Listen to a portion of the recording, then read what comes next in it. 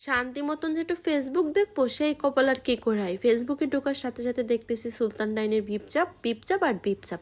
So hey guys, আসসালামু আলাইকুম, কি অবস্থা, সবাই কেমন আছো? তার জন্য কিন্তু আমিও চলে আসলাম সুলতান ডাইনে বিপচাপ খাওয়ার জন্য। সো এখানে বসে বসে কিন্তু অর্ডার দিচ্ছিলাম। অর্ডার দেওয়ার পরে ক্যামেরার সামনে একটু ঢং করতেছিলাম, ঢং টং করে তারপরে গিয়েছিলাম একটু ছবি তোলার জন্য। ছবি টবি তুলে আসার পরে দেখি আমাদের এখানে খাবারটা রেডি করে দিয়েছে। সো আমি বসে বসে খাবারগুলো দেখতেছিলাম যে কোনটা খাবো। অনেক কিছু তো অর্ডার দিয়ে ফেলেছি, এখানে কাচ্চি রয়েছে, রোস্ট রয়েছে, পোলাও, পাশাপাশি কিন্তু রয়েছে বিপ চাপ। সো এত কিছু অর্ডার দিয়েছি, আমি একা মানুষ, এত কিছু তো আর খেয়ে পারবো না।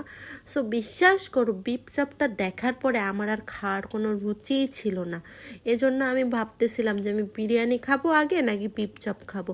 তারপরে কিন্তু আমি আমার জামাইয়ের সাথে বসে একটু গল্প করতেছিলাম যে আমি কোনটা খাবো আর তুমি খাও এগুলো, আমি এত কিছু খেতে পারবো না, কারণ আমার দেখেই কেমন লাগতেছে। তারপরে জামাই বলতেছে তুমি তো বিপ চাপটা খেতে এসেছো, তুমি বিপ চাপটা খাও আগে, দেখো কেমন লাগে।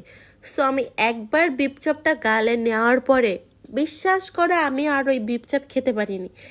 সো কেমন যেন আমার কাছে একটা লেগেছে, আর অনেক ঝাল। আমি পরে বললাম ভাই তোমার বিপচাপ তুমি খাও, আমি আমার বিরিয়ানিটাই খাই, আমার কাছে এই বিরিয়ানিটাই সবচেয়ে ভালো। আই লাইক, আমার অনেক পছন্দ এই কাচ্চিটা। সো আমি কি সুন্দর তৃপ্তি করে যে খাচ্ছিলাম সেটা বলা যাবে না। আমি যদি বিপচাপটা খাইতাম আমি হয়তো বাসায় এসে আমি নিশ্চিত হসপিটালে ভর্তি হইতো। আমি জানি না ভাই, ফেসবুকে মানুষ কি এমন রিভিউ দেয় সুলতান ডাইনের বিপচাপ বিপচাপ, ওয়াও ইয়ামি ইয়ামি, কি ভাই আমি তো খাইতেই পারলাম না, যে কি বিচ্ছিরি যে লাগলো আমার কাছে, পুরো ঝাল।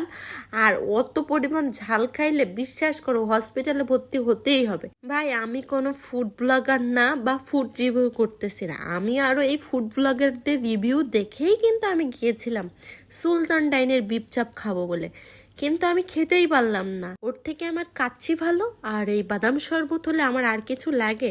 দেখতে পাচ্ছ আমি কত শান্তি করে খাচ্ছি, আমার খাওয়া দেখলেই তো বুঝতে পারতেছো যে আমি কতটা শান্তি নিয়ে খাচ্ছি, কারণ আমার ওর থেকে এটা আমার কাছে আমি হাজার হাজার অনেক ভালো। সো আমি তো আর রোস্টটা তো আর পোলোয়ার সাথে খেতে পারিনি, পরে বিরিয়ানির সাথেই খেলাম, কারণ আমি ওই পোলো আর খাবো না আর বিপ চাপ আর খাবো না।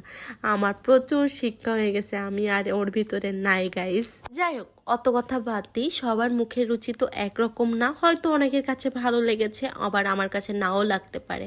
সো আমি কারো রিভিউ করতেছি না বা ব্যাড রিভিউ কোনো কিছুই দিচ্ছি না, জাস্ট আমার কাছে যেমন লেগেছে আমি সেটাই শেয়ার করলাম। দেন বাসায় আসলাম, বাসায় এসে একটু টিকটক করলাম, কারণ টিকটক করতে আমার অনেক ভালো লাগে। তারপর অনেকগুলো পিক উঠাইছি, অবশ্যই তোমাদের সাথে শেয়ার করব লাস্টে, সেগুলো দেখবা যে কেমন হয়েছে আর কমেন্ট করে কিন্তু জানাবা।